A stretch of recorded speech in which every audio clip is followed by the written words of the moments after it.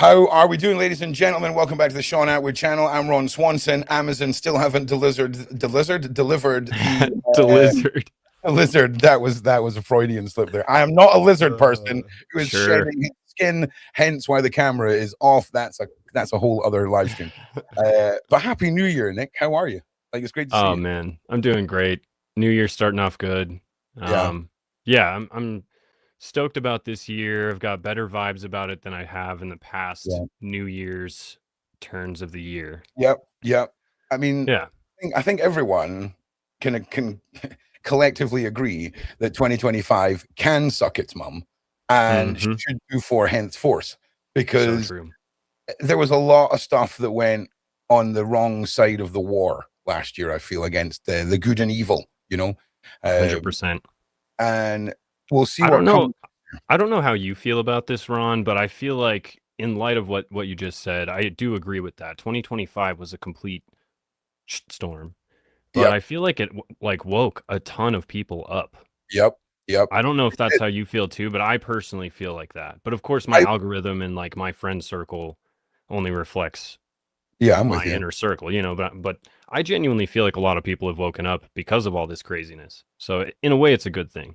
I agree. I think we've got a lot of people who were primed before this to be awakened, sorry, have become awakened, right? They're seeing it all.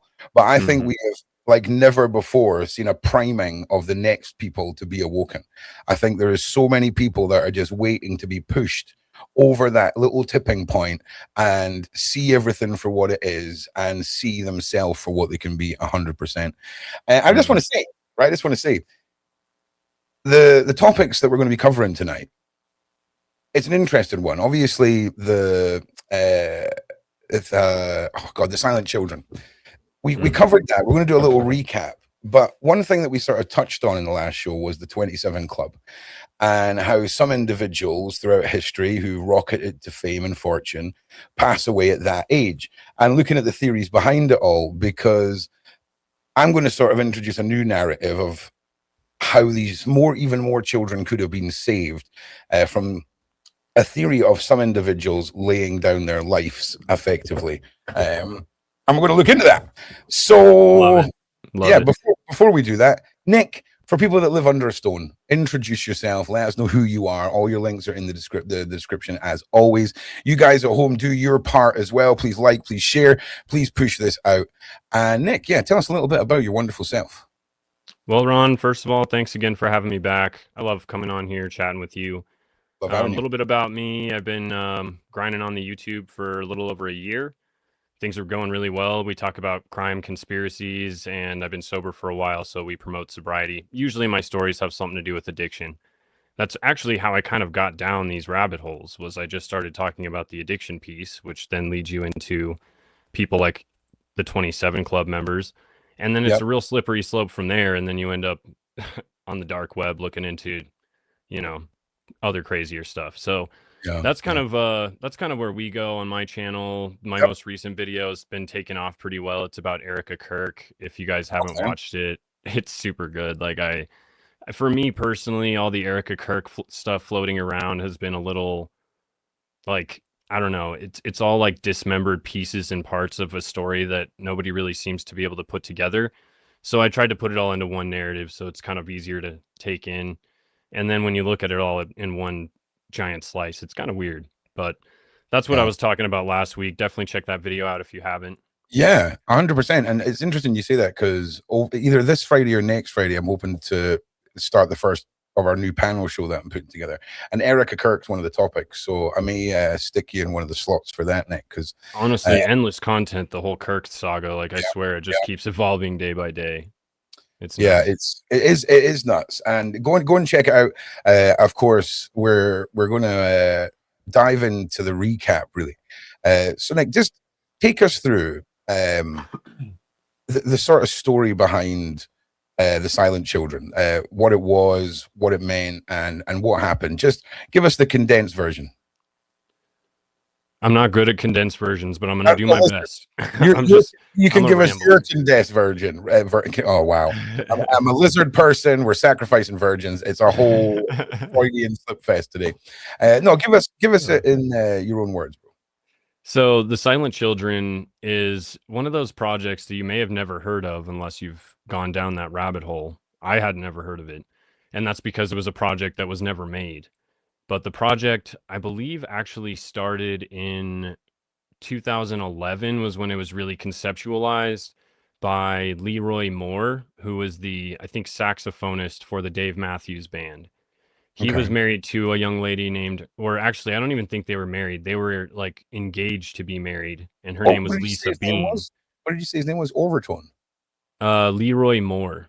Okay, sorry. I carry on. Yeah, which is also kind of another weird piece. They end up being the Dave Matthews Band is one of the biggest musical sponsors of this Silent Children project. But in essence, it's just a I don't know, an activist program or an activist documentary that they were working on that was supposed to be exposing child trafficking, child exploitation, and just, I don't know, a lot of the things that we know are going on nowadays. But this was in 2011, and then the project really started, I think, in 2013. It was just kind of like kickstarted by Leroy Moore and Lisa. But then, strangely enough, Leroy Moore ends up dying his own suspicious end. And so that's kind of weirdly conspiratorial on its own. I haven't quite dove into that piece of things. He's on my list of people to talk about for the channel. But anyways, from there, Lisa continues the project. She gets a bunch of people involved. This guy Dean Carr is going to be directing it. His main claim to fame is music videos. He does music videos for tons of huge artists, a lot of rock artists, people that will definitely.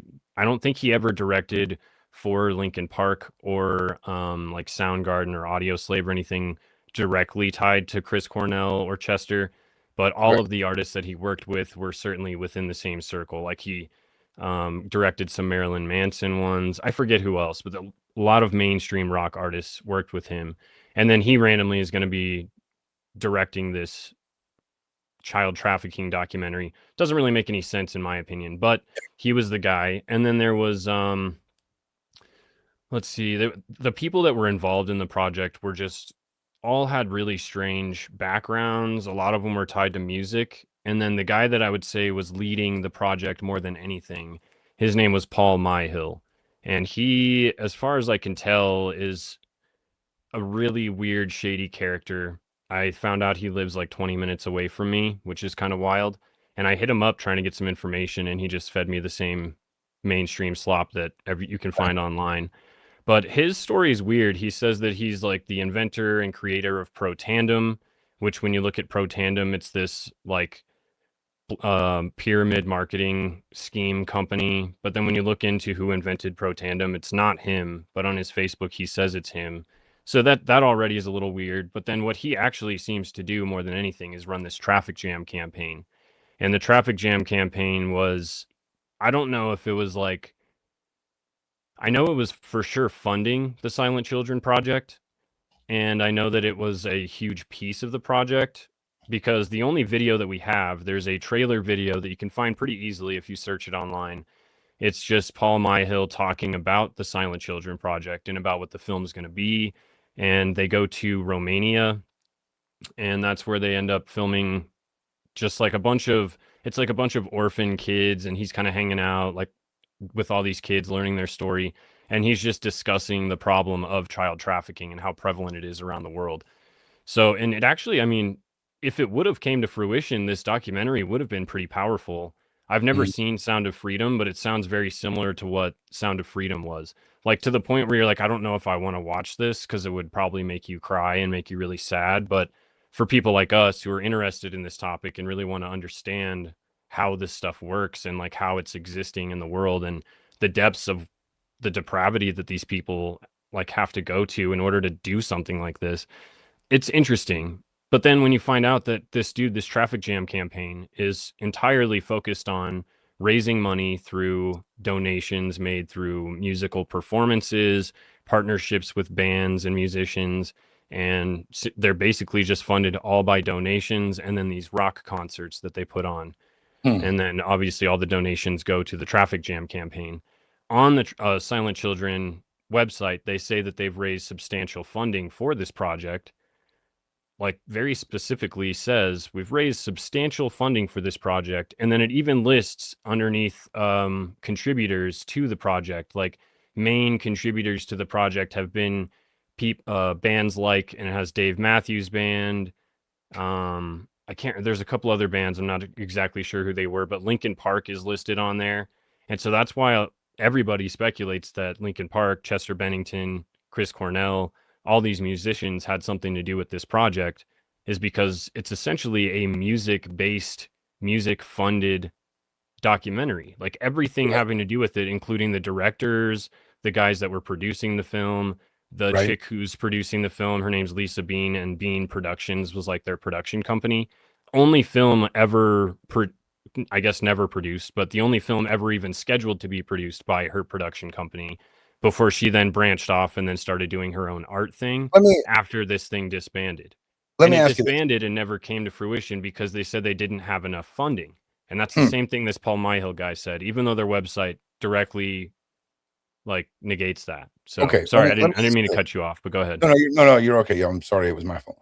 Um, so the documentary was going to be about the individuals that came forward assisting in exposing what has been going on with children, right? It was quite a Mm, serious topic. And when we look at this, we have to ask why so many bizarre unalivings circulate around this, you know, why the project fell apart. And we're going to get into a couple other theories in just a moment or two, everybody. But it's important that we establish that it's almost like a call to arms. You know, if you're in this industry, if you've seen something, if you can prove something, come to us. We have got the money. We're ready to go. Da, da, da, da, da, da, da, da, da, da. And hmm now what you're saying is a bunch of people have died. No more money for some reason. All a bit sus. And hmm everything seems to have been done in a way where, like you say, the production company, this was their first project, right? hmm Little bit sus, okay? Yeah. Little bit And sus. it never came, never ever happened. Okay. So it's like, Yeah. it either, I think I totally agree with you on that. In fact, I think you did mention that before. And one of the things I've thought to look into is other bands that were involved with the traffic jam campaign that might have also had similar things happen to members of the band or whatever. Yeah. Because the other thing I found that I thought was interesting was, I can't remember if it's Dean Carr. There's another guy that was involved with it. He was going to be like the filmographer or whatever, but he has an IMDb account, and there's no mention of the Silent Children project even anywhere on there. You can find the Silent Children project on IMDb. It'll list it as like an unfinished documentary, but he doesn't list it at all. So it almost makes me wonder if like that's what it was. It was meant to draw people out, but then Yep. once it Well, yeah. disbanded, he wanted to Let distance himself as far as he could from it. yeah. Let's expand on that. So I didn't fully expand on what I was meaning, and I'd mentioned to you that it seems like if you wanted to quickly rustle up everyone that had tangible evidence that could take down Hollywood or any of the elites, this is basically gathering them all in one room, you know, and Mm-hmm. those that you can't threaten or buy off or threaten off, you know, end up gone. In fact, I would be more Right. inclined to say you take out a couple of really high profile ones so that everyone else falls in line. It's a lot easier to take out two of the most famous people in the group and control the other 150 less famous than it is to, Oh yeah. you know, kill the 150 and control the two, allegedly. Do you see what I'm saying? Oh yeah, absolutely. Well, and if you take into consideration that Chris Cornell and Chester Bennington and Anthony Bourdain even were all in this string of Red Scarf unalivings, and Yeah, the symbolism behind the red scarf, according to what I've looked into, is it is supposed to be a message to look, don't speak out, like we're doing this as a message. And so that totally, like, the same thing, like, let's round up everybody into one room, let's figure out who is compromised, who versus who isn't, Right. and then let's send a message, and we'll continue sending messages until that message is received. And maybe they're still sending messages. Shit, I don't know. I'm sure they Yeah. are.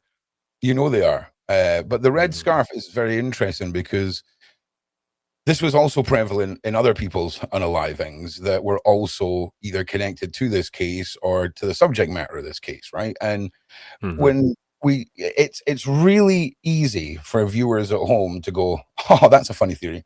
Symbolism. They wouldn't do that. They 100% would. Okay, Mhm. you've got to understand that it's almost as important to send a message to those with the cipher for it than it is to take the person out. It's Mhm. crazy. It really is. And Chester, I think he's the one that most of us connected with through music and all the rest of it, especially, and Anthony Bourdain as well, just for being an absolute freaking legend. Oh yeah.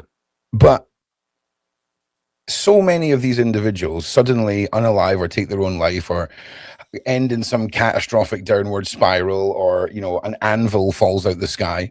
In Excess is another one. The story of In Excess is, in fact, you know what was the name of the singer in In Excess, please?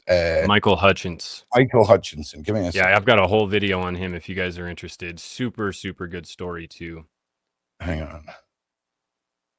Okay, yeah, Michael Hutchinson was another mad story. Like his Mhm. entire life, it's one for another time. But his life and his story, incredible. The way that he used to write music, unbelievable. Mhm. Um, so we'd definitely like to hear more about that. We found that's another one. That's another one for us to go over. But just can you off the top of your head remember everyone connected to this that is no longer with us? To the Silent Children. Yeah. Well, for sure, we've got Chester Bennington, Yep. Avicii, Chris Yep. Cornell, and Yep. Anthony Bourdain. They're Yep. the most notorious ones that I think are connected to it. Yeah. But then I mentioned Leroy Moore Yep. before. They say that because he had, I think it was his like actual conceptualization of this idea that got it going. His wife just carried it on. So he's another one. Um, and then pretty much anybody having to do with the Clintons. It may not be like a famous musician per se, but I think her name was Melissa Peterson. She was down doing investigations in Haiti after the earthquakes when all the Interesting. humanitarian stuff was going on, and she was reporting on the missing funds that the Clintons like had been suspected. Like everybody was saying that where's all this donation money going? There's no work being done in Haiti. It still looks like a complete disaster down there.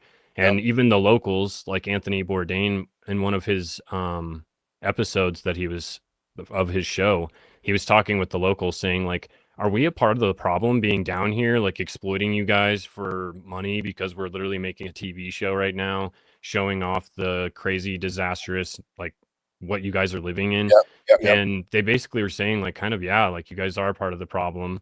But Anthony Bourdain's the only one asking those hard questions. And this is at the same time when the Clintons are supposedly getting Oh, millions and millions of donation money to help yeah. out the Haitian relief stuff. Yeah. And so that Melissa Peterson chick was investigating where this money was actually going. And not only was she investigating, but she discovered that the money was actually being used for other stuff. And then Mm-hmm. that's when the whole what was that chick's name? She ended up doing the Amber Alert thing, and she was trafficking kids out of Haiti. It's And really weird. she I just spoke about this whole story like about 6 hours ago on my daily earlier show. So What was just that just chick's name? I cannot remember her name. listen. What's important Yeah. is you've listed all those famous people. Right? I think there was 5 of them, and then the only other people were people connected to the Clintons. Okay. Mhm. And Yep. we're talking about a conspiracy concerning child transportation, yet again, right? That has some weird connection to an elitist, i.e., the Clintons. It's mind-boggling. And the case that you were going on to talk about, who the name we can't remember, we're talking about a woman who was jailed in Haiti for trying to leave with 33 children, along with 9 other individuals who were saved from Haiti's prison when Bill Clinton intervened to save them. Now, she told the Haitians, get this, Nick, she told the Haitian government that she was taking the kids to an orphanage that she had been, that the property had been purchased for her, and she just had to get the kids there, and it was all getting set up. Do you know when you imagine how criminals discuss their plan? Like, in her head, she must have thought this place was bought and paid for. Girl, Yeah. if you get the product over the border, those 33 kids disappear, and then you get your orphanage. Okay, Right. that's how it works. Don't try and kid yourself. Okay, Yep. that was you trying to get what I could only consider would have been a Haitian micro Epstein Island nightmare factory. Yeah. You know what I'm saying? Oh yeah, 100%. It's Yeah, crazy. and that stuff is crazy. And then that chick goes on to change her name and then start working for the Amber Alert program in the US. Yeah. Like a major position in the Amber Alert. That's crazy. And I was Right? actually able to tie pretty much all the people that died, Anthony Bourdain, Chester. The only one that really was kind of like minimally linked but still was kind of linked was Avicii. But everybody else and everybody else involved in the Silent Children documentary, like behind the scenes, I linked them all to the Clintons as well, including Lisa Bean, because she then got famous, or she then started focusing on her art career. And Yeah. she was brought in with this FAPE art program, which is one of the main board, or the like head board member is Hillary Clinton. She like runs this FAPE program, which is Federal Art Preservation in Embassies, I think is what it stands for. And basically they just put American art in embassies all over the world so that it has like American culture in our embassies. But then Okay. this chick also, Lisa Bean, her artwork, one of her other really proud moments in her art career is designing the art for one of the sets of Making the Band 2 for Diddy. And this is like one of the only things that she Okay. talks about on her bio on her website. So I thought that was kind of interesting that she's so proud of it, but very, very weird connections. You know, if I was investigating that lady, all I would be thinking was, did she marry someone and take on the name Bean? And is she married to someone called Mr. Bean? That would have been a before my mind. I'm not going to lie. But it's I hope incredible. to God. I hope so, though. You know, I was discussing this analogy, and we're gonna apply this to this audience as well. You know, in life, just by mathematics, if you have a normal life, work 40 hours, leave the house, all that stuff, right? You're going to end up at the end of your life with maybe two friends that turn out to have secret lives. Maybe one of them's a PDF, maybe one of them's done some horrible stuff, violence or R-wording or whatever. And you're maybe probably going to have 2 or 3 encounters where workmates have not come into work the next day because they've been arrested, and it turns out their side goes. That's normal, right? It's not, that's like a normal sort of thing. Mm-hmm. But see, if you're one of these people and it turns out all of your friends and all of the bad connections apply to all of your friends, we have to ask questions, right? Because how could you possibly not have known something? And we need to apply this to the Clintons. Because when every picture of Bill Clinton in the Epstein files has a redacted victim with a black box over their head, at some point we have to remind ourselves it's not just about the children. Okay, there was actual grown women, grown men, all of these individuals. It was, and I'm not saying forget about the kids. I'm just saying it was incredible when I was going through the pictures today. There wasn't a single picture of Bill Clinton that didn't have a black box over the woman or the girl or the person he was with. And we have to say to ourselves, if we were to write down on paper all the things that we can just mention off the top of our head, right? We had the Monica Lewinsky scandal, right? We then had the email scandal with his wife. We had the big Podesta theory that we can't talk about, but we all know what I'm talking about. You know what I'm saying? The round Italian baked delicious cheesy fish. Okay, can't talk about it, but it was there. Then we had Haiti. Then we have the stuff that connects them all here. Then we have the endless evidence to do with Epstein. At what point do we go, okay, if this was a criminal case and this was circumstantial evidence, surely at what stage does it become enough evidence? Because it just doesn't seem to stop, Nick, right? It really, really doesn't. And, we can make jokes and we can talk about rituals and the devil and all this stuff. But trust me, it's made laughable so that people don't investigate it. It's made, Hmm. it's done in a way that's so horrific that people don't want to digest it properly. And give me 1 second, actually, that just reminded me of something. One second, Well, one they second. do that. They do that in the court of law too. Like that's their number one as a defense attorney, or even as a prosecuting attorney. Their number one tactic for discrediting a witness on the opposite end of their argument is to basically make their argument laughable, like make it sound like they have no idea what they're talking about, discredit them in every way possible. And so that's how they do it with the conspiracy theorists. They label us conspiracy theorists and oh, it's just a crazy conspiracy theory, blah, blah, blah. But the thing I've been seeing lately is the round Italian gate has been making a comeback, dude. And I think that's because people are finally, just like you said, they're wisening up to the fact that this shit is all connected at the top. All of Yeah. these people connected with Epstein are all the same people found in those leaked emails. They're all the same people that are tied to this Silent Children documentary. Mhm. They're all the same people that keep getting wrapped up in the Yep. same old. And yet nobody's asking questions. And why are they above the law? Like why is that the case? How are Well, they so far let above me the law? let me throw this at you, right? I think people are calling them out. Let's discuss for a minute media suppression, right? Like, there's a company called Phase Clan, right, which has got nothing to do with any of this horrible stuff, right? But they were a group of streamers, and their whole company fell apart at the end of the last year. And like the way that people think online is changed. People were fooled by millionaires pretending to be normal people for so long, right?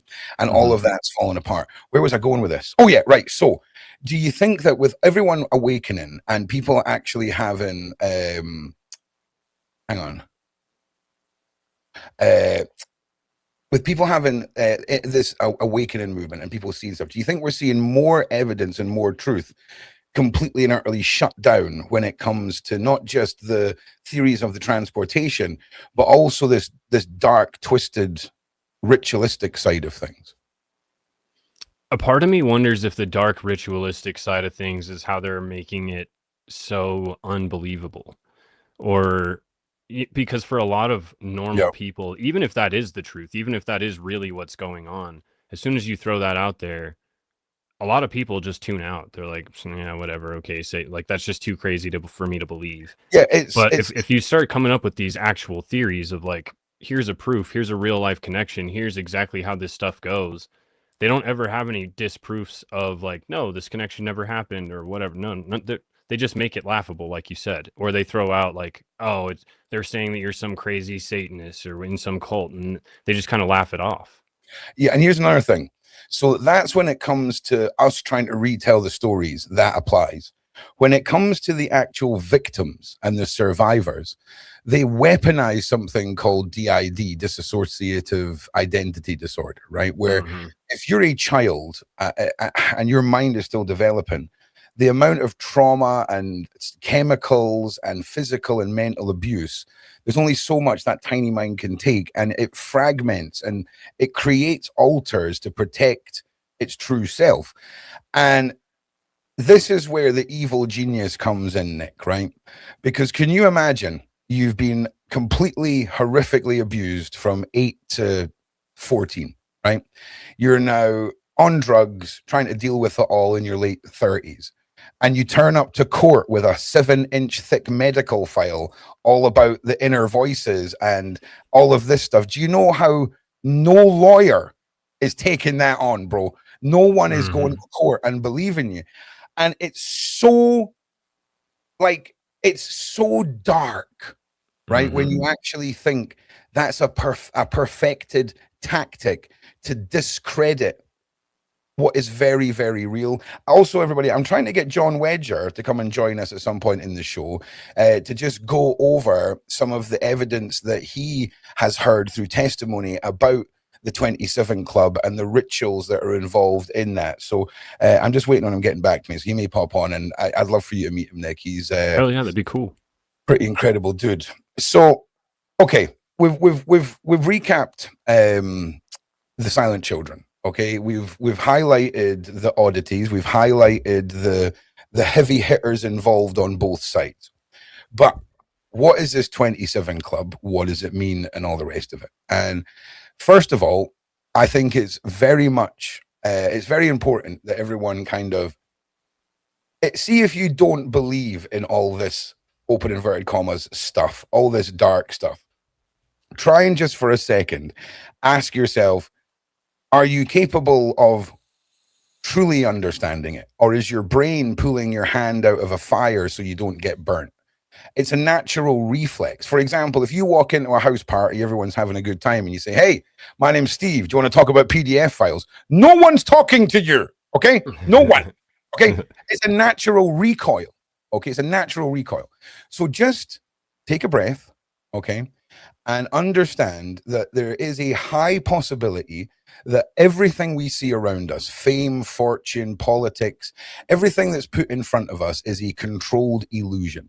There is a certain level of fame that can be obtained without any help. Look at Tom McDonald, look at Webby, things like this.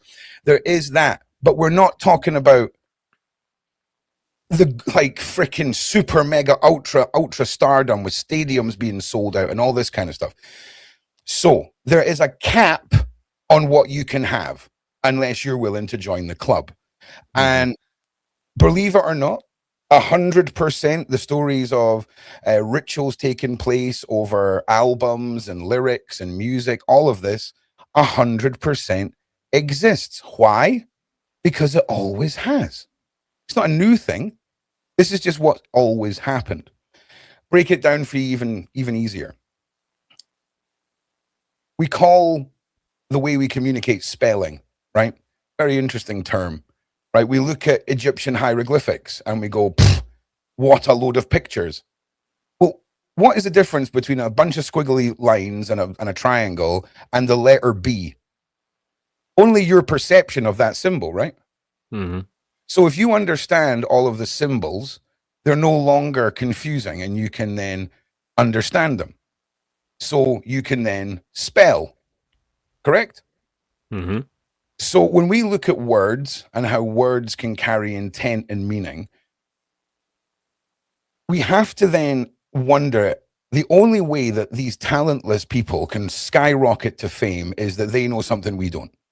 And it's easy to say, they pay the price the Diddy way, whatever. Okay. But even the Diddy way doesn't get you all the way. Okay. Even the Diddy way only gets you all the way. And the top levels of these people like, I mean, look at Avicii, right? Where the hell did he even come from? Like, yeah, he just came out of nowhere, bro. He had that one song and it completely took over a summer. It was different. You remember when like Whitney Houston brought out I Will Always Love You and it sat in the charts? Or Brian, what the fuck, what was his name? The bloody Kevin Costner Robin Hood soundtrack. Bryan Adams. That Bryan Adams song that stayed there like #1 for like 5 months. Okay. It's #1 in our hearts forever. Like, do you understand that the industrial machine creates that? Okay. It's radio plays. It's all of this kind of stuff. Different now, but not as it's different now, but it certainly isn't equal.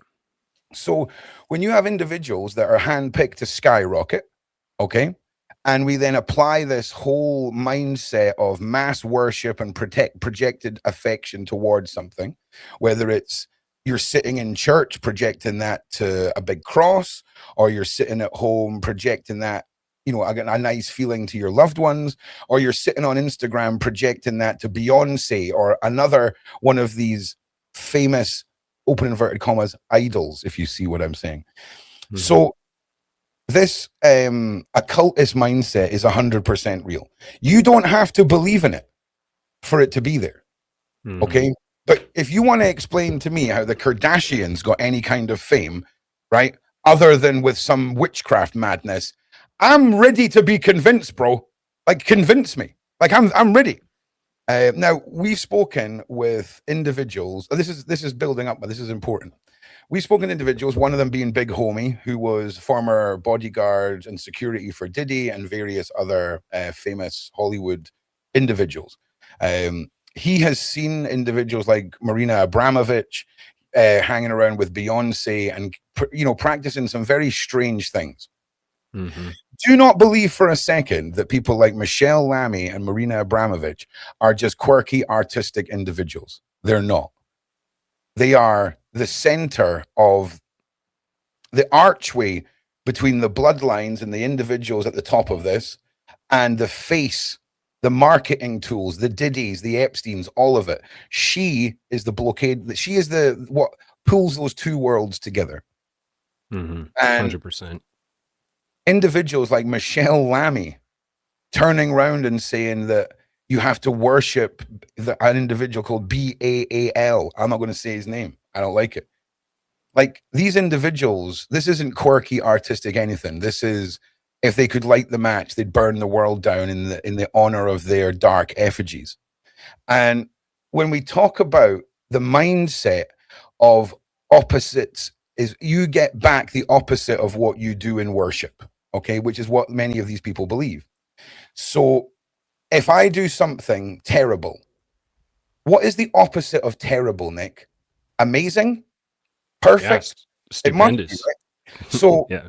If we were to look at scales against humans and I put a gun against your head and force you to grade them in how bad they are, and I said, murdering an old woman, a middle-aged woman, a teenage child, or a baby, which order would you put it in as the worst crime? Yeah, you're gonna go. I don't know. It depends on how young the baby is or who the baby belongs to, because you go baby first. No questions. And if it's the mom, you make the mom watch that happen. No, you question it, the baby goes straight in the blender. Okay, you can't question it. But most people would put it in ascending order, right? Baby, teenager, middle-aged woman, and granny. You're so funny, man. You're ADHD. You are what my brain speaks like. Well, actually, listen, that baby could be an arsehole. Okay, it could be one of them. All right, it could be one of them. We could teach all the babies a lesson with this. Okay, I'm with you, right? But you can see what I mean. So then, logically, if I'm an evil overlord who wants to do something the worst thing, I would do that terrible thing to the maximum effect, which would be to a child or whatever. And you know what's scary about that? It's scary because you don't have to be a PDF file for that to appeal to you. And I'm going to break this down. Right. If your thing is money and power, all your brain is telling you is all you've got to do is that to get that. You don't give a rat's ass. It's not an attraction to children. It's being able to look past the destruction of children. And that to me is even scarier, because a PDF file at least is going to make a mistake or stare at a kid in a weird way and will be like, hey, you. No. But when we have a mindset that is like a steroid version of the people that will put an oil pipe through a village in Uganda and displace like 10,000 people. It's like the supercharged version of that.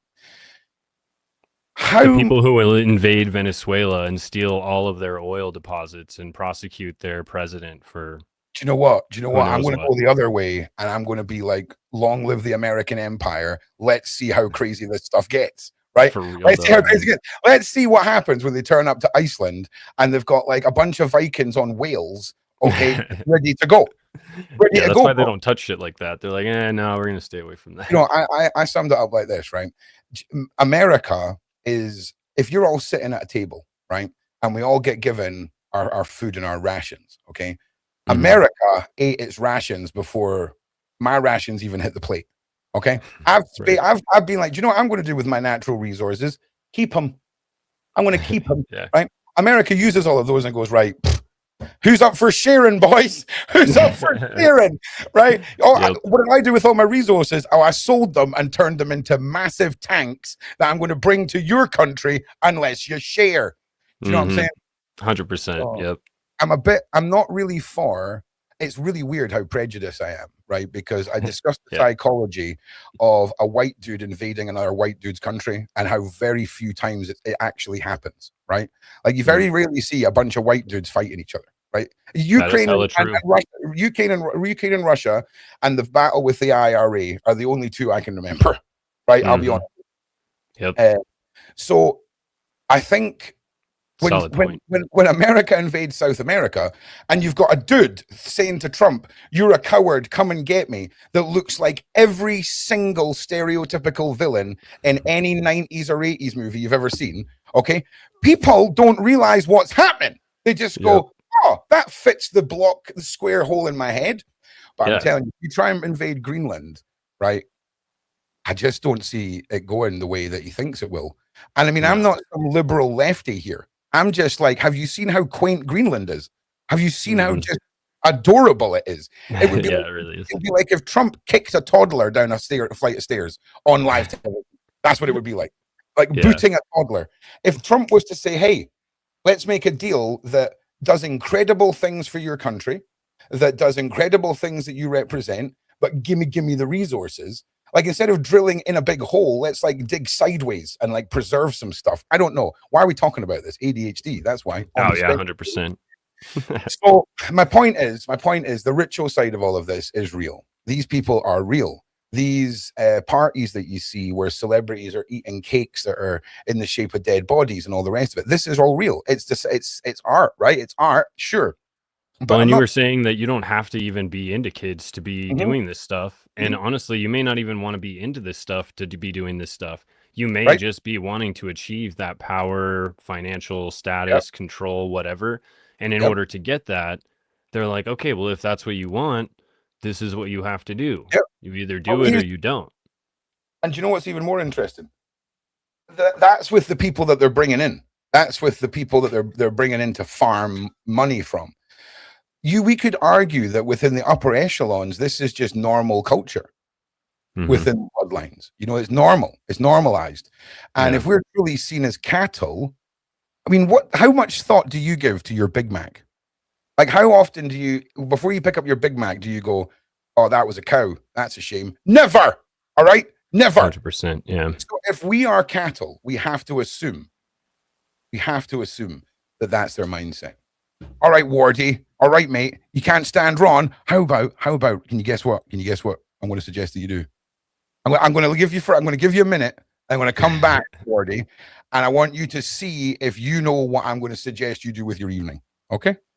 It's going to involve sitting someone down. I guess, do you know who it is?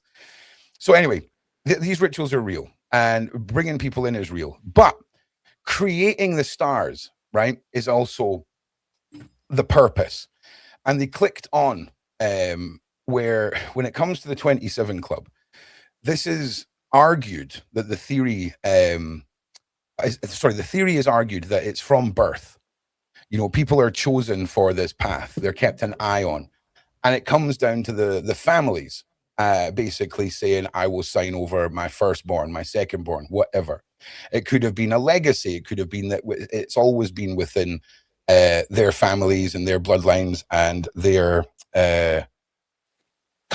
sort of cultures. I mean, I know that sounds weird, but it's a weird topic. So the individuals that this covers, right?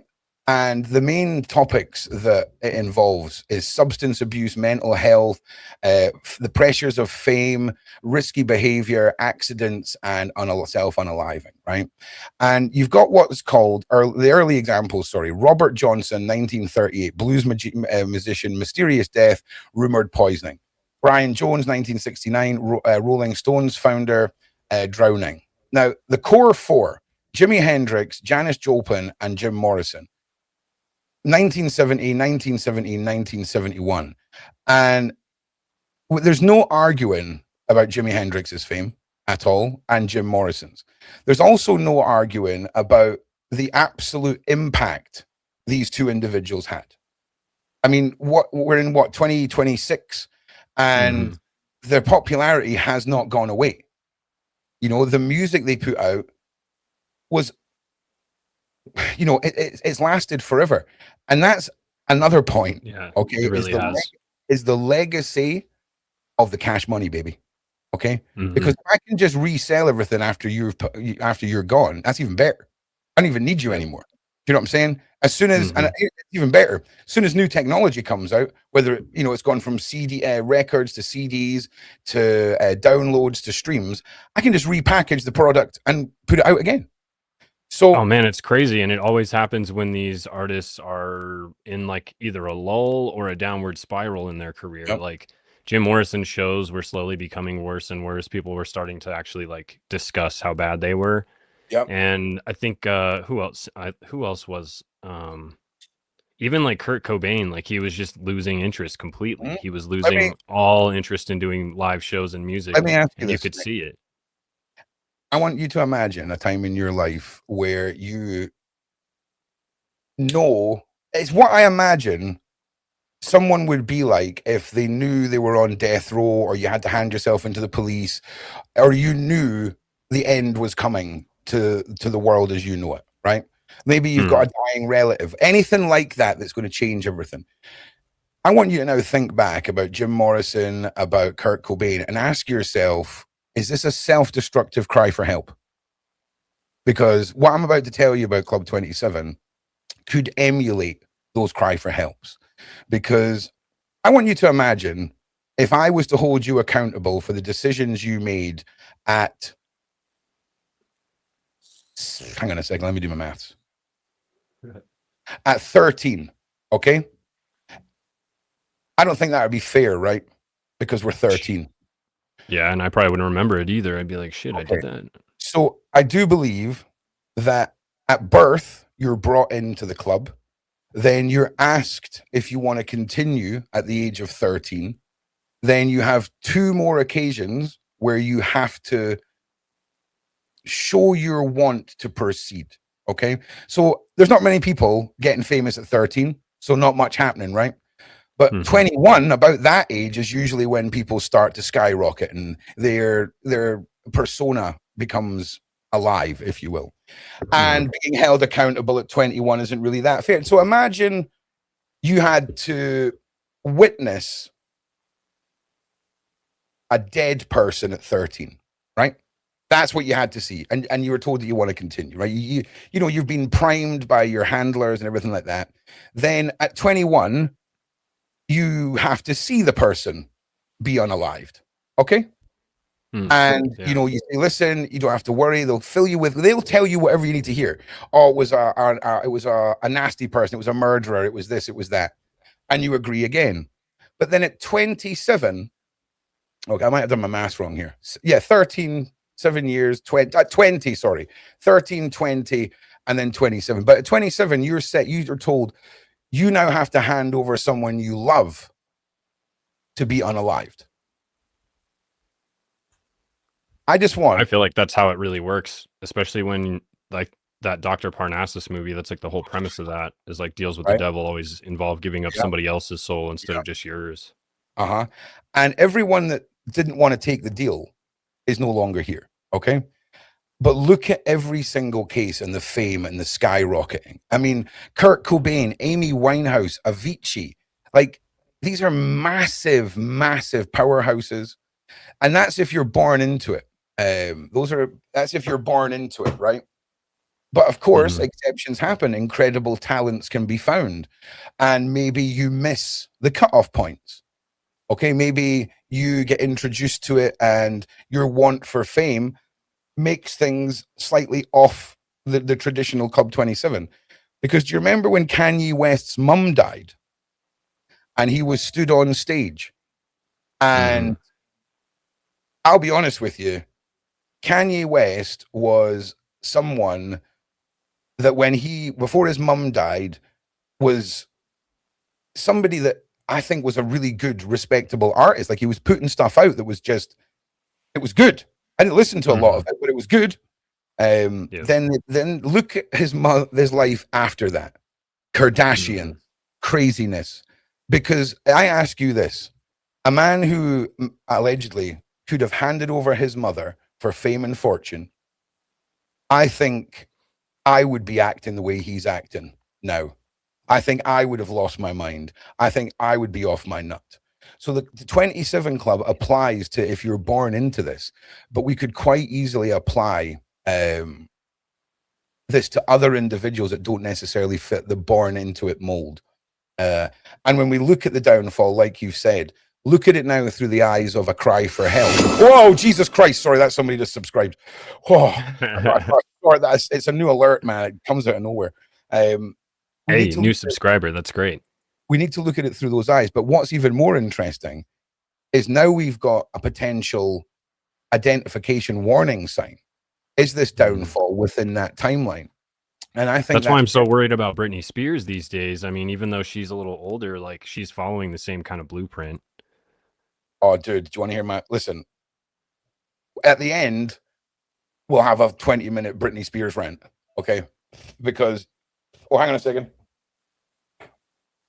Oh, never mind. Um, like we'll have a 20-minute rant at the end because I've got some stuff to say. Because I'm telling you now, my theory about Britney is not like anybody else's. Now, the whole concept of this being so far-fetched, people, it's too much for them to believe. Why would it be happening? I want you to look at the most famous artist in the world as a side hustle business. Okay, imagine you're one of the cabal bloodlines, and these are just the ways that you create a product to sell, to tax, to earn. And not only do you sell and tax it, but you own the rights to it. You own the person that created it. And you've got them tied into mass worship and projecting of energy and this dark ritualistic mindset without really anyone even realizing, you know? Mm-hmm. And it's a scary and well-versed tactic. But music is a powerful thing. How it Well, and think makes about how music has come. Like, I think about music a lot because nowadays independent labels run most of my music algorithm. And that's just because that's the kind of music I like. But if you like, just music in general has kind of become more of a commodity. But in the era during the 70s, when these guys rose to fame, there was only one road to fame at that point. And it was yep, through these guys who controlled the music industry. yep, And when you realize that the music industry was founded by the Jewish mob, and they created it as a way to exploit musicians from the very beginning, and then it became bigger and bigger to where mainstream artists exclusively were funneled through these mob businesses, basically these mob record labels. yep, That's exactly why all of these people, like, you're only getting famous if you yep, agree to XYZ, sign this contract, which includes a death clause so that we yep, can kill you at any time and reap the benefits. And then, like, you were talking about this earlier, but it's not even just musicians. It's not even just like people who want to get famous in Hollywood. It's everything. If you think about the products on the shelves that you buy, yep, Ian Carroll has that amazing app called the Buyer app. If you yep, you can trace back the products that they have and who the actual owners of the products are, and there you can maybe count on one hand how many products are still owned privately and are offered in your grocery store shopping shelves, unless you go to an independent grocer who's carrying the yep, off-brand, not so like popular stuff. But it's the same thing. Even if you come up with an amazing product, if your product's going to make it to that next level of like mainstream success, then it has to get bought out by some sort of BlackRock yeah. owned, funded, whatever. Well, So it's the same in all avenues. It's pretty wild how it exists everywhere. let me hit you with this, okay? So prominently, mainstream music in the 60s, 70s, 80s, 90s, prominently, all of these artists were bands with a singer, right? And Hmm. remember, we spoke about vocals and we spoke about words and spelling, okay? The modern world produced music with no lyrics. I mean, there was obviously a modern version of orchestra music where there was no vocals and things like this is EDM, it's dance music, it's things like this. That's music where you decide what it means because it makes you feel something.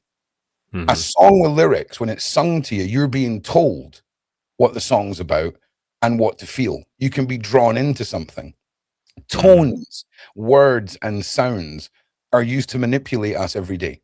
Okay, go and just get wired into Darren Brown. I went to a Darren Brown live event. I'll never ever be in a room with that man ever again. Cannot explain what happened to me. Yeah. Uh, Dude, it's wild. And just for an example, just spend a day or an evening, go and listen to half an hour of music that has no vocals and half an hour of music that's mainstream that has vocals and see how you feel. Because for me, music is a powerful thing. Music is something that is so abundant around us. We never really give thought to what it can influence and do.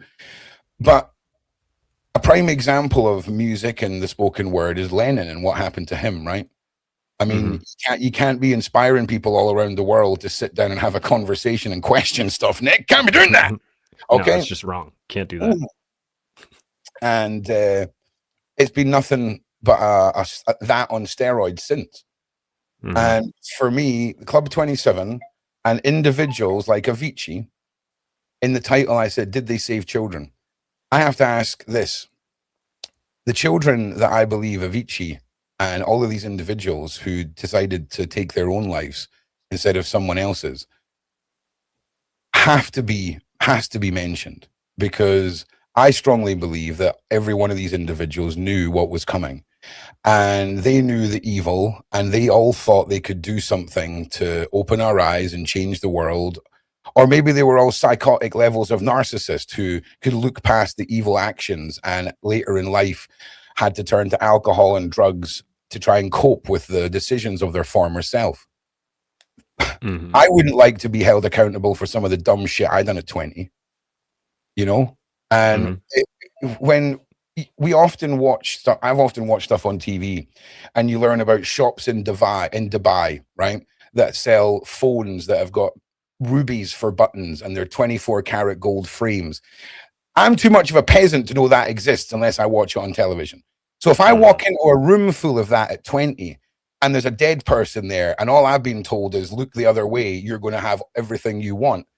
There's a big category of people that won't admit it out loud. But if you don't know that you've got to hand over one of your loved ones or what's coming, there's a percentage of people that will take it. And when we look at the slow mental decline in individuals as they realize what it is they're facilitating, what they've become, look at how many artists feel trapped and that their music isn't there and all the rest of it. Is that part of it? Were the children saved by these individuals allowing themselves to be in their place? I think so. It's not a happy ending to the story, but it's certainly a theory we need to look at, especially when it comes to the silent children, the gathering of individuals with evidence.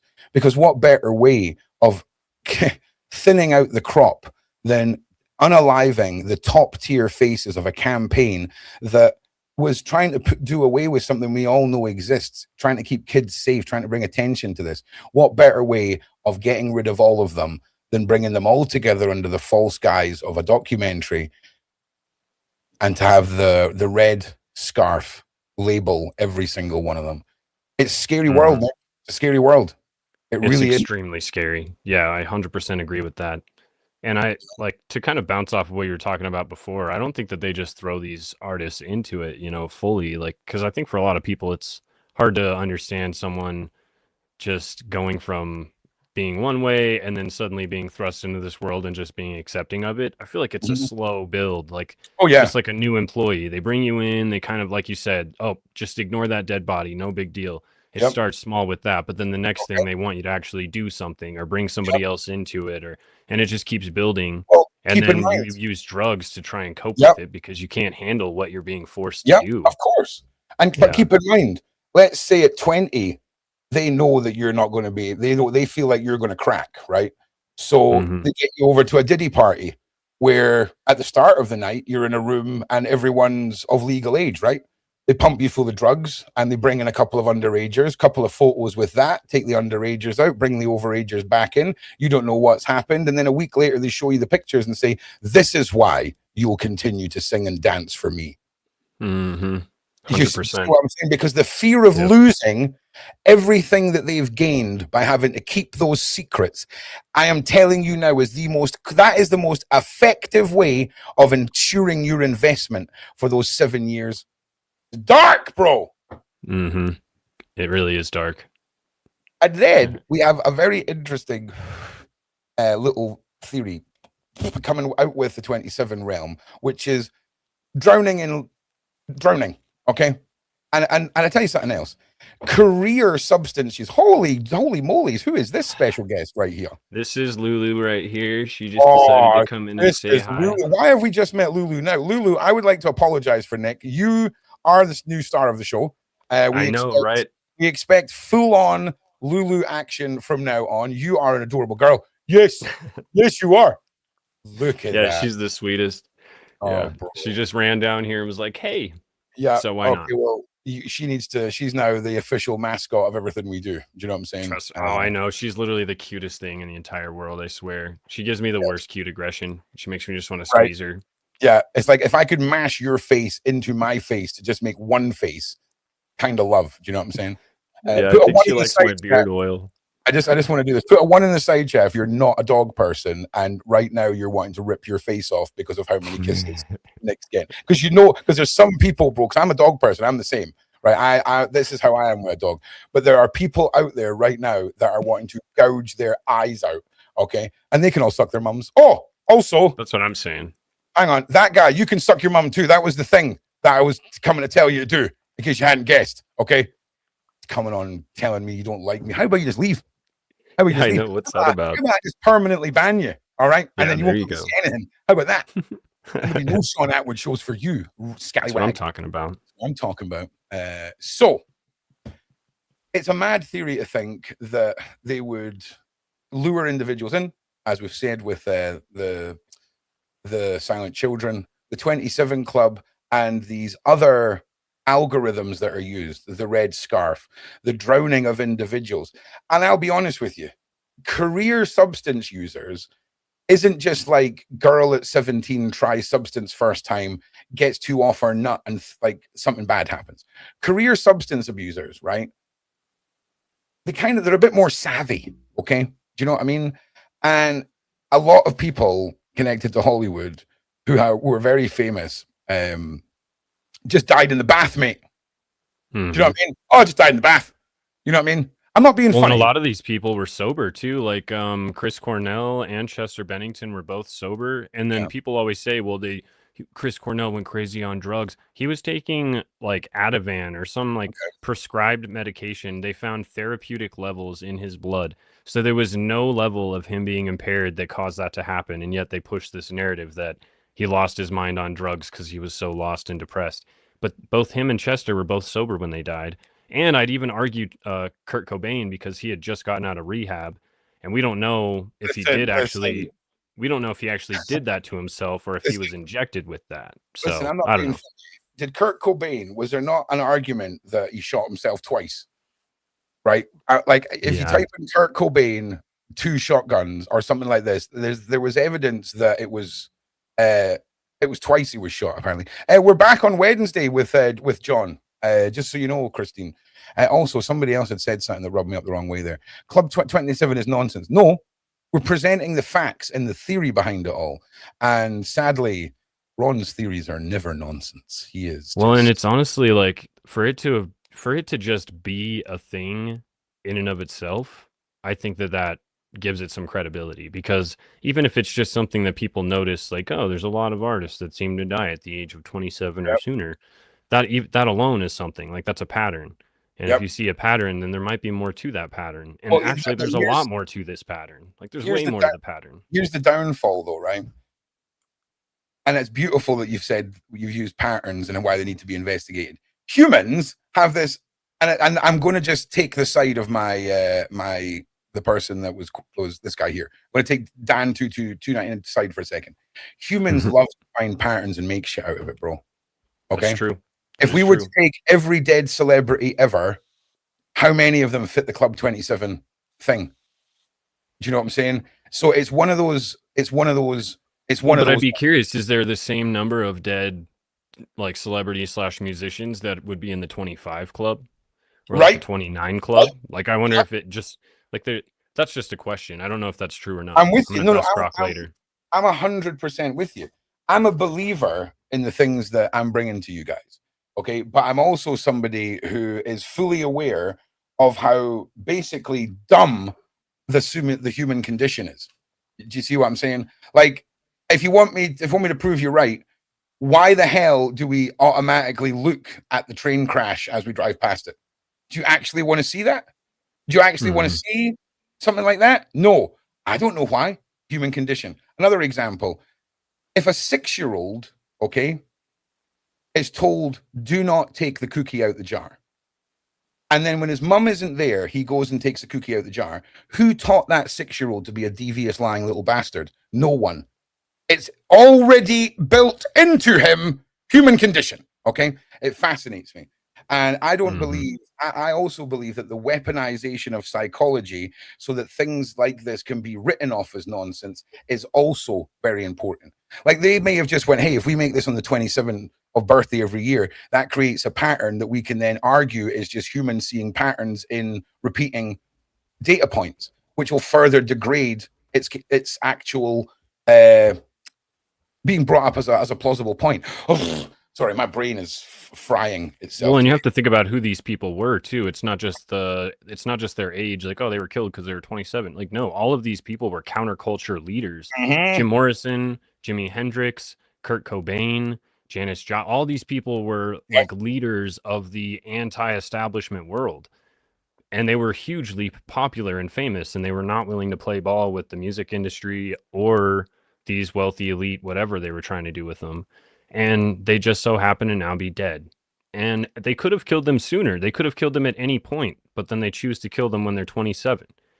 I actually saw one really interesting documentary recently I was watching preparing for this. I can't remember what it was. I think it was just called the 27 Club. I don't remember what channel it was on. But she Okay. actually lists 27 years and how many days. And that's something I never thought to do, was to actually look at the days as well, Okay. like throughout the year Okay. of what day of their 27th year they died, you know. But just I don't know, if I didn't see anything that was super interesting or any patterns, but I definitely thought that it'd be interesting to look more into. But Well, personally speaking, the one person that gets left out of the 27 Club more than anybody, but I think personally is the most fascinating member of the club, is Jean-Michel Basquiat. Do you know who that is? hang on. I'm going to have to Google it. Hang on. I stumbled upon Jean-Michel through my Twitch, my video about Twitch, Ellen DeGeneres' DJ Twitch. And Okay. I didn't realize he's on that famous picture. If you pull up the famous I don't know where it's at. It's like that famous 27 Club graffiti artwork. Yeah, I'm It with you. has a bunch of the famous faces on there. The face right in the middle is Jean-Michel Basquiat, but nobody ever knows who this dude is. Not a single person. And yet, if you look at all of these elite like members of this cabal, people like Ellen DeGeneres, there's actually so many. There's so many major celebrities that have Jean-Michel Basquiat artwork in their homes, and he was basically enslaved working. He made like thousands and thousands of paintings, and then he ended up dying at 27 from an overdose on the black tar. But his paintings are all very anti-establishment, and even more than that, they all comment on the inequality of wealth and power and like suppression, like in terms of racism and culture and things.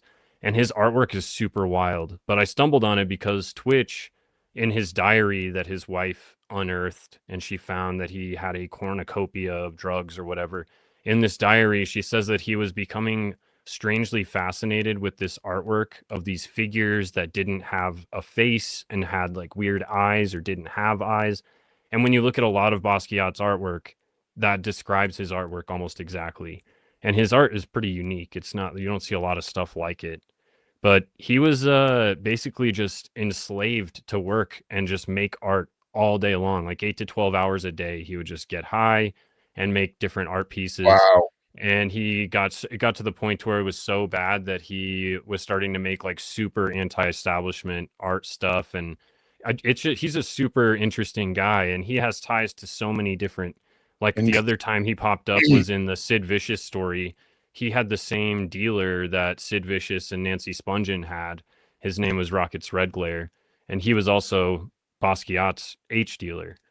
And he was in the 1970s, I think. He was like one of the, or 1980s. He was like one of the biggest artists at that time, but his art wasn't as expensive. Like I think his biggest piece just sold for $110 million. And it whoa. is, I know it's crazy. And every single person, like Tom Hanks, Ben Whoa. Stiller, Ellen DeGeneres, Oprah, all these people have Basquiat art in their houses. It's almost, and it's like an FU because his art talks It's about anti-establishment, yeah. financial inequality, keeping the masses dumbed down and suppressed while the elites live this high life. That all of his art seems to have some sort of commentary on that. And then now that he's dead and in the 27 Club, they all purchase his artwork, and it's like this like really weird, almost like a status symbol. And then I was asking Grok about if there was any ties between Basquiat and Epstein. Wait. And there's nothing. Before Oh, you go on with sorry. that, I want to just say what's an interesting with you saying that. Do you think possibly that he was a test pilot? Because it doesn't really make sense to create lots of Basquiats. You can only sell his painting once, and they'll only increase in value to the other people who purchased them as it goes on, right? So do you feel that you could argue that this was a failed rebrand of the 27 Club, taking it away from the traditional music, which of course can be recycled, resold, and repackaged? And I wonder if there's a correlation to how music was distributed back then and the choice to create Basquiat as a member of this club. That's it. That's really, really interesting. Like he might have been a test for the art Yeah. world to do the same thing. Yeah, because I mean, it's proven that every single member of the 27 Club, once they died, their music or whatever they did took off. And Basquiat, like I said, $110 million for one piece. Well, and it's now a status symbol. Like if you might be right, Ron. If you've got 200 Basquiat pizzas and you own them all and you've sat on them and you can get 110 million a piece, it makes sense. But that's long-term investment, right? That's not benefit. That there's no tax and none of that. So it's an interesting theory because he's the rogue element, right? He is the non-traditional enslaved product, whereas the traditional product is the resellable music. Jesus, if 30 years ago I enslaved you, made you write a song, and we're now in 2026, I still own the rights to that. I'll enslave someone else and get a cover version. Do you see what I mean? It's interesting. Well, and that's the thing is he didn't just make like 2 or 3 really amazing art pieces. He made thousands, like I think tens of thousands of pieces. So then once you have now made him this art icon, even if one piece sells for $1 million, then that makes all of his other pieces more valuable. And I was asking Grok, like, what's the cheapest piece that I could buy of his? And it was like 30 grand was like the cheapest art piece you can buy of Basquiat. Even his reprints, even the shitty ass reprints are like $50 to $100. And it's just a poster. It's just a printed poster. So I'm like, that's crazy how much money goes towards this dude's art. Maybe I'm just naive, right? So maybe it wasn't a failed attempt. Maybe we're missing something here, because if things are being resold for hundreds of millions, that doesn't necessarily say they've been around for long. They could have been, recently discovered or sat in someone's home. And then I think I've underestimated the art world and how it could be used, because look at that weird artist that was in all the Abramovich stuff, where it's like little kids in their underpants lined up against an empty swimming pool wall and all this stuff. There's a lot of weird art out there. Now, I'm not saying that's what his art was like, but if we're looking at a potential 27 Club member, his art was weird. Yeah, I don't mean weird like, oh, that's interesting and I'm going to find meaning in this. I mean, you're staring at kids in their underpants hanging by ropes by their necks. And that kind of weird. Okay, like blatant like everybody who doesn't get made to feel uncomfortable, check their hard drives. So this is a really interesting one. I think this is one that deserves more of an in-depth show. I want to know more about this guy. I want to know more about his story, because I wonder if we go and have a look at I wonder what there is to be found in what he was trying to tell us. Man, I plan to do a full video on him for sure, because like I said before, I fell into this information. I was just researching something about, I think it was Twitch that I was researching, and there was one of the videos that I talked about was talking about Basquiat's artwork that they found in one of the videos of Ellen during COVID, and they were like stopping the video and proving that it was in fact a Basquiat piece. And I was like, I don't even know who Basquiat is. In fact, I think I was calling him Basquiat or Basquiat or something like that before. So then I just started looking into it, and then out of nowhere I'm like, wait, this dude's in the 27 Club? Like, I didn't even know that. And I don't think a lot of people do. Like, there's very few people that know about this guy. I think you nailed it. Can I give you another nightmare fueling piece of theory here? Always, please do. I often talk about the individuals who are allowed to live. Why do they let people live? Why are there survivors? They're trophies. They're living trophies.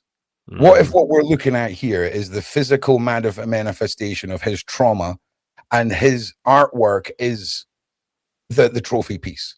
Being able to own a piece of, bloodline member X's trauma victim who manifested his trauma through artwork. Mm-hmm. I wonder what would be even more interesting is if we can see groups of paintings that have similarities, and if we could argue that there's disassociation and there was different forms of him painting, and then it was the more extended parts of his trauma that have the more high value in the art. I know that's pretty dark, but I don't artwork. honestly think that it's too outside of the question, though. I mean, if you look at his art, a lot of Yeah. it has very similar themes. Like this piece that you've got pulled up right now and Yep. the piece that sold for $110 million are pretty much identical. And it seems like there's a very similar theme. And he always includes these weird, I wouldn't say always, he often includes these weird phrases that are like partially blanked Yep. out or like you can't fully read, or 90% of it you don't even understand what the fuck he's talking about. So Right. like, I don't know. There's definitely, I feel like there's some super deep, dark, buried trauma, Yeah. Well, I mean, think about it. especially in how it manifested in his addiction issues too. I mean, let's think about it. The 30 grand piece. What if they're from when he just agreed, when he just signed his contract, right? Nothing really Mhm. crazy's happened yet. But the pieces that are going for 110 million are like, oh, look at where he was at once he'd seen this and that happen and he'd been exposed to this and that and the rest of it. I think there's argument there for trophies, everlasting trophies. And that's grim. Do you know what? I'm going to go make a quick coffee, Nick. So can you just talk about how awesome you are just for about 4 minutes, and I'll be right back, everybody. Like and share too, everyone. Thank you, please. Yeah, like, share. Thank you guys for being here. I just was looking into Basquiat actually. What I wanted to find out is who owned his artwork when he died, because he wasn't working for himself. He wasn't just painting these for himself. He was working in for a studio for some guy.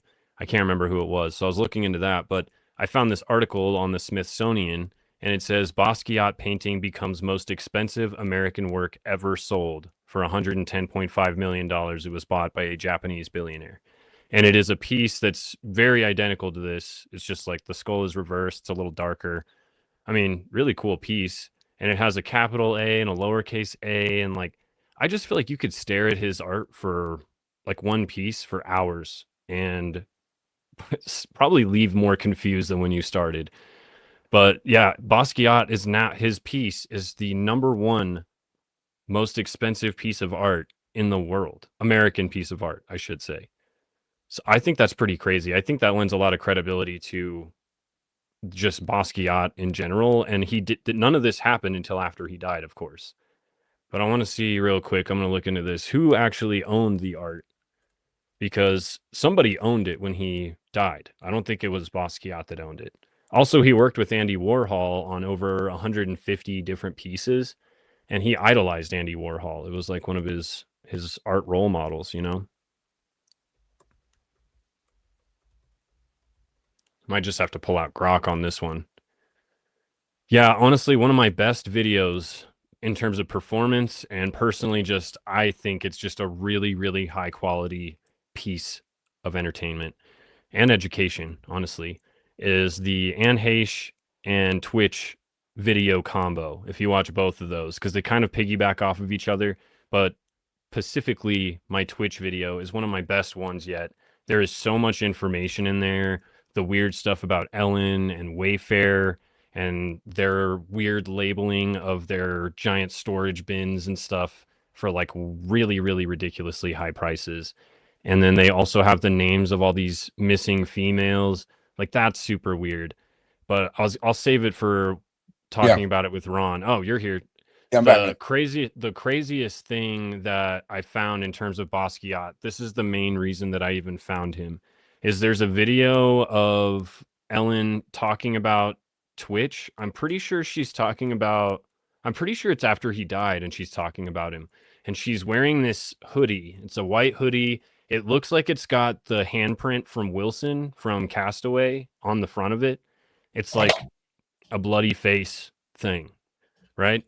On the Yeah, yeah, yeah. sleeves, down the sleeves on both sides, it just says ah, like A H, like all down both sleeves.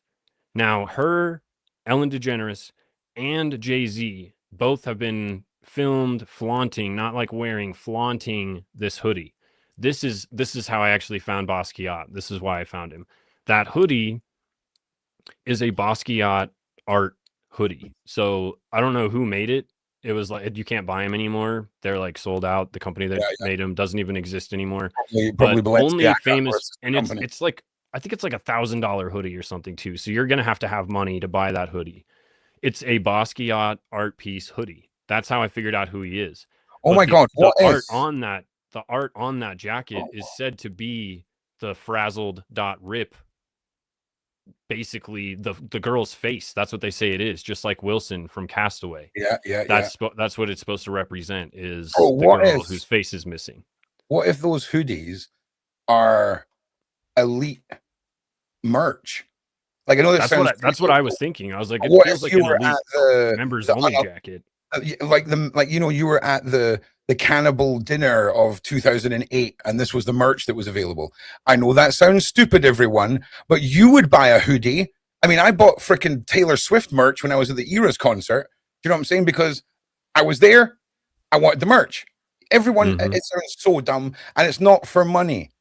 It's a status symbol within the realms of those who conduct these things. Also, I want to apologize to everyone. Ron's started taking notes on his thoughts because he had to interrupt Nick a couple of times uh, because Nick was going to take the conversation on to a new point, and I just didn't want to get off the point. So I'm trying not to interrupt him, everybody. I really want to hear Nick's thoughts too. But we kind of No, talk for you're 10. doing great with that. You're doing really good with I that. And really, I can't be mad at all, because sometimes I derail things because I have ADHD. no, you're not derailing. We're just the point. We're just, there's another point that needs to be made before you moved on. That was all. It's so that we're not constantly going from point to point, then back to the point, then to another point, then back to the point. If that makes sense. Yeah. So just so everyone Yeah. knows, so I mean, I think a full video on this guy is a must, 100%.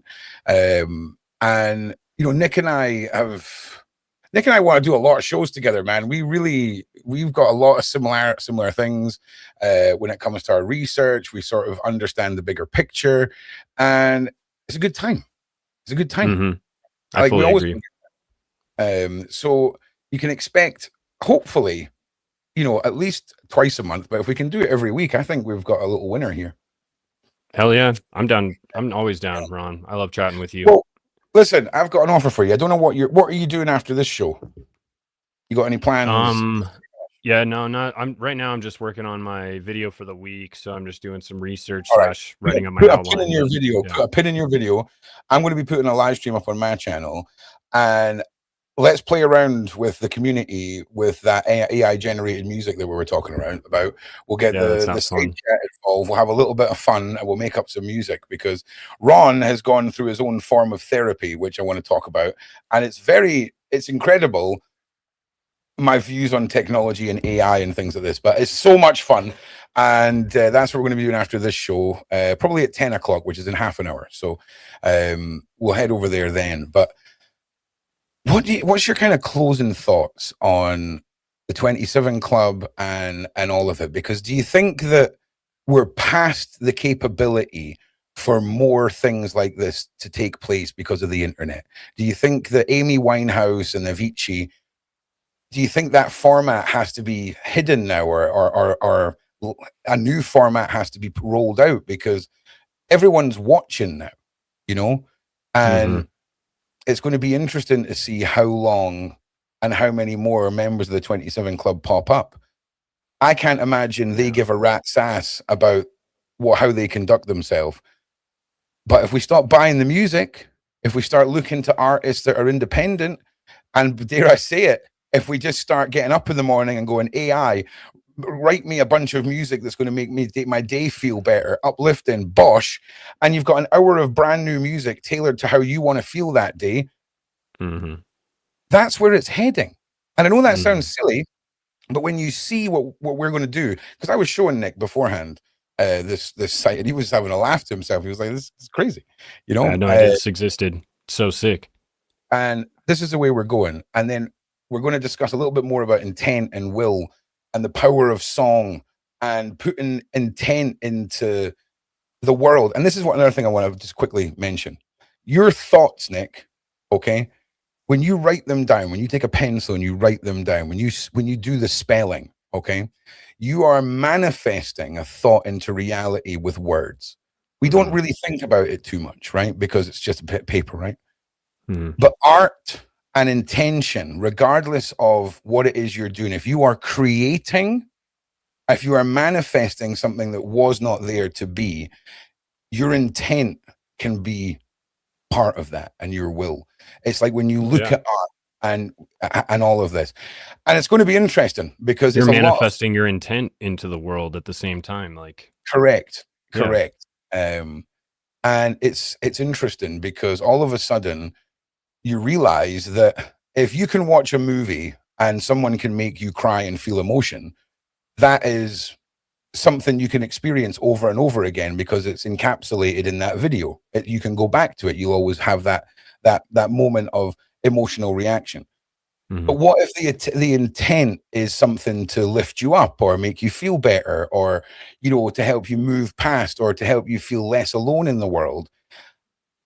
I think it's a powerful tool what we're going to look at tonight over on my channel. And I'm looking forward. It's going to be hella fun. We're going to do some silly stuff, obviously. We're going to be some stupid stuff, but we're going to look at some real fun. Gotta be silly.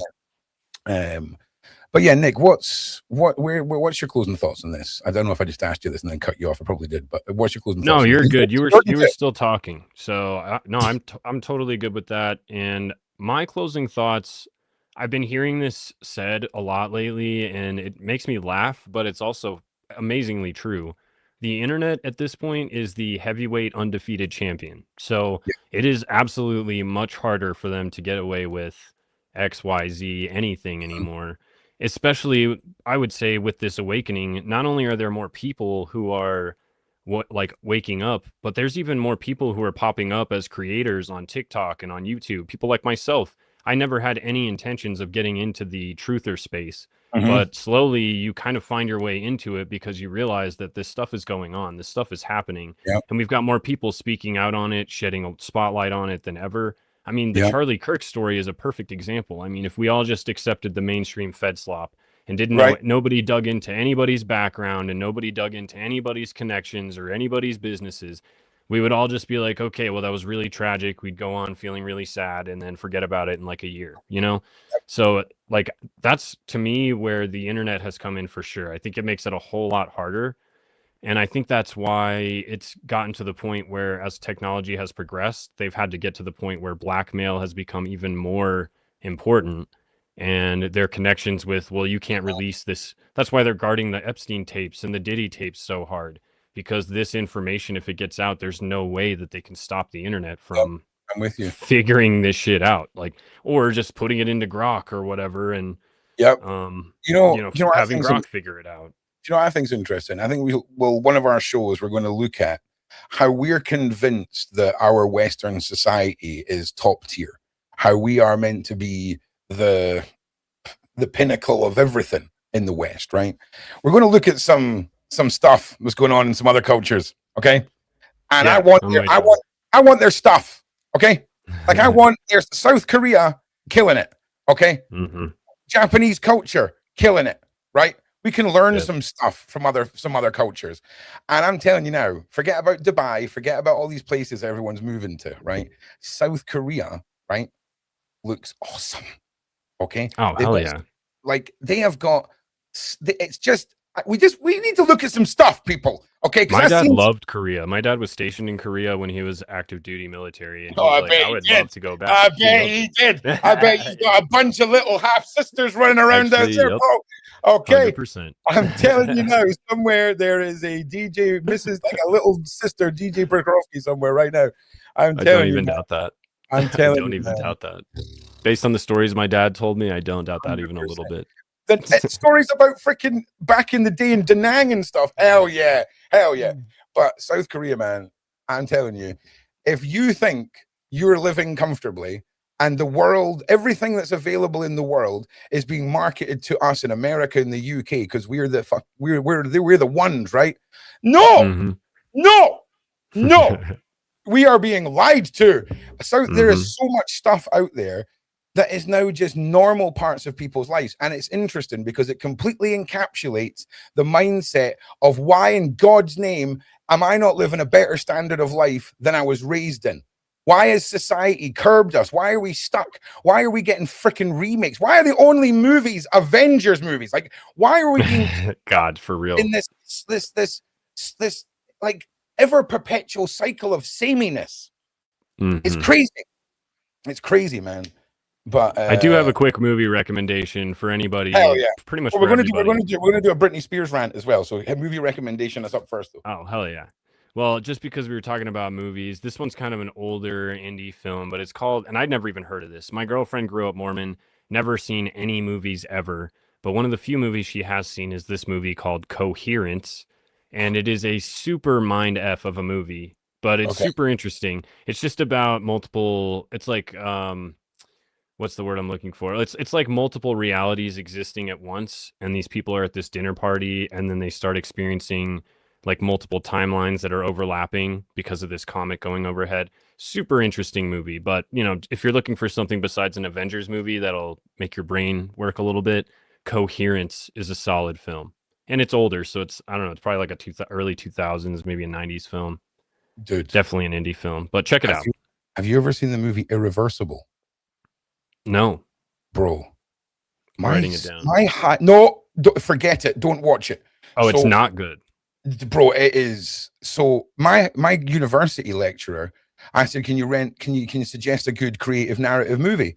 So he said, just didn't even think about it, mate. Straight out his mouth, Irreversible. So there's me all full of whippersnapper and joy heading home from uni. Oh, he's recommended a film. I'm going to go watch this. So the movie, every scene plays forwards, right? But the narrative is backwards. So the first scene is the last scene, and the last scene kind of like Memento. I don't know, okay, but it sounds like if you're saying Memento with some joy in your freaking voice, no, okay, because the whole movie is about this dude taking his missus to a nightclub that turns out to be some R-wording hell pit. And really? There's a brutal R-wording scene in this that, I mean, this is my universe. I'll go watch Irreversible. And that's how they sucker you in, because it starts at the end, so you have no idea what you just got into. You know when you're watching Family Guy and they'll put a cut scene in that goes on way too long, like way too long, right? Yeah. That's what this R-word scene was. You're like, oh my God, really? We're still on the scene? No. You are like, is this volume up too loud? And can my neighbors or anyone hear me? Like, this has gone on. You're on a list now for watching that movie. Yeah, no, bro. No, like the guy that done the R wording then gets his whole head smashed in with a fire extinguisher. But that whole scene is done in one cut. In fact, I think all the scenes I think all the scenes are one cut, actually. That's wild. Bro, just said it. Oh yeah, go watch it. I went back into uni the next day and was like, "Are you for real? Like, are you? What the hell? Yeah, like, what the F? Like, now I'm questioning what you do in your free time." No, bro. I mean, what a film! It's no movie has impacted me like that movie. No movie, and it was all in French. Okay, it's got that French. That makes it way worse. It was dubbed over, and you. No, it wasn't dubbed over. I had to read it all. Okay. But it has that French male actor that looks like the lead singer of Coldplay. If you know who that is, he's quite a famous dude. Yeah, I do. But man, that's crazy. Yeah, I've never heard of that movie. Probably the reason why. At least you know what you're getting with a human centipede, right? I mean, you know what you signed up for when you get into that. Signed up for. But you know what? It's like every scene is exactly what it needs to be. So, but when you get to the end of the movies, them lying, holding hands in the park, the sun's shining, it's beautiful. And it's like, you got to see, oh my God! Oh my New follower, Jesus. You got to see what they had and what they turned into. And yeah. This is a completely derailing side topic. I just went live on Sunday talking about this. And I don't know if you've heard about this, Ron, but have you heard about Netflix House? Dude, have I heard about Netflix House? Before you speak, do you know what's coming? what's going to happen is the future of Netflix is you deciding if you and your family want to be the main characters. So, for example, choose your own adventure. Right? Would you not like to watch Die Hard, but would you not like to be the face of Bruce Willis? Would that not be entertaining? Well, I'm telling you now, pretty sick. Yeah, that is what is coming. And Nick is now Yeah. going to tell you how they're already going to capture your image. Take it away, Nick. Let's go. Yeah, I thought of it because you said human centipede, which made me immediately think of the South Park human centipede. And Right. but yeah, where you don't know what you're signing in, you Yep. don't realize what you're hitting agree to. Yep. But they're not even making you hit agree to this. Mhm. I didn't even realize this till Sunday, but Netflix House is completely free and open to the public. You Yes, just it have to is. buy tickets for like different attractions or like Yep. different experiences.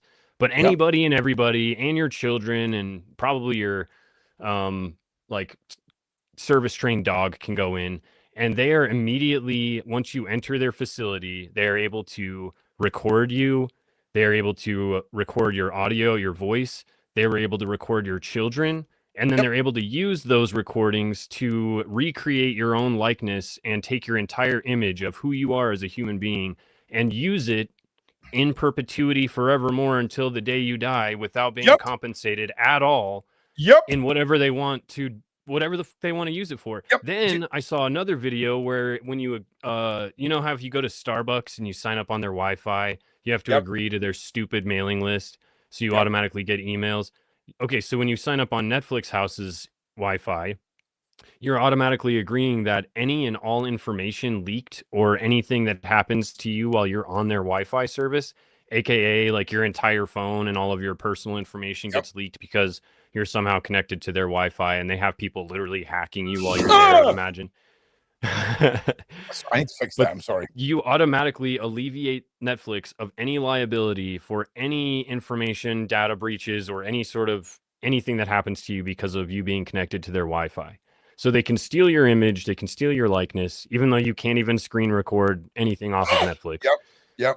It's insane, dude. And they don't say anything about it. If it wasn't for me and you talking about it and a couple of Yeah, but TikTokers I saw talking about it, Nick, nobody.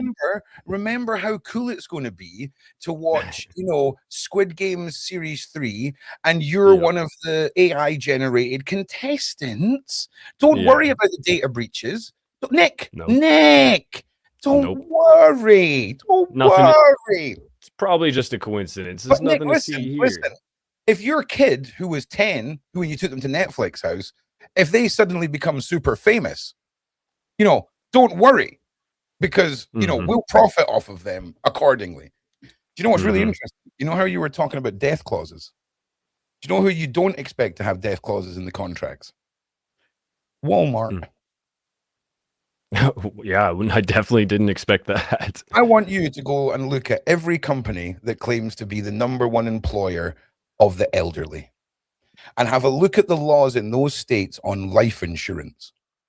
Now, there was Whoa. cases that were reported on where people's parents were dying in their 80s or their late 70s working at Walmart. Let's say they'd worked there 4 years for $20,000 a year, $80,000.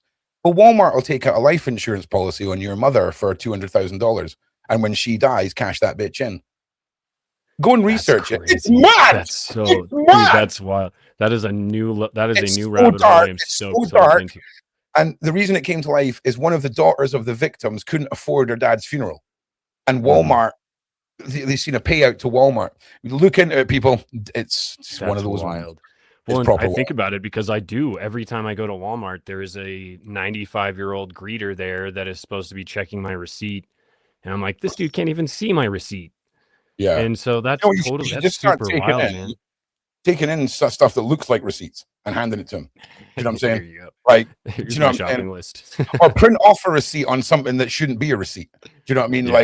Like a cabbage or something. Yeah. Oh man, that's so funny. That is a new rabbit hole I am stoked to look into. That's for sure. Absolutely. Yeah, it's right. I'm just throwing up the next live. It has a terrible thumbnail because I just really wanted to bring up the Netflix house thing because you've got a decent platform here, and I feel like everybody needs to know that shit before they end up as a human Sentai pad when they go in there. Yes. So And if you have, what we're referring to is the episode of South Park where everyone is clicking accept on the terms of service on the iPad, not realizing that in the terms of service, Apple, you're agreeing to let Apple turn you into their next product. And everyone started. I mean, it's so incredible. Did you? Okay, forget I about freaking the. love that show. How clever was the Tolkien episode where Tolkien, the little black kid who was the token black kid called Tolkien, we're all racist because his name's actually Tolkien because his father loved Lord of the Rings. How incredible was that? How incredible was that? Such a good episode. I literally Just, love South Park. Their commentary is always on point, like perfectly on point. yeah. That was a great one too. Did you see the Adidas collab?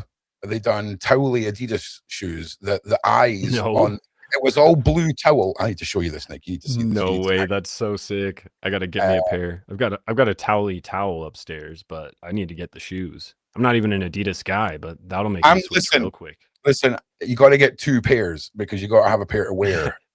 That makes sense. Look at this and a pair to keep. So they're made out of blue towel, but the eyes get more red in the sun.